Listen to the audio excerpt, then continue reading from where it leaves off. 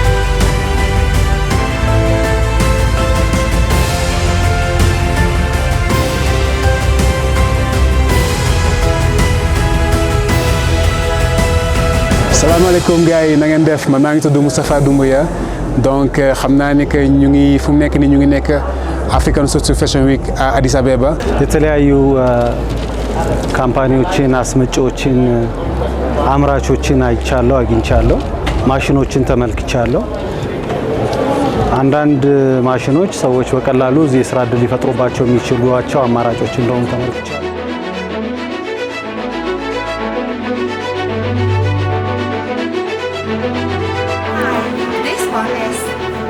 From my family.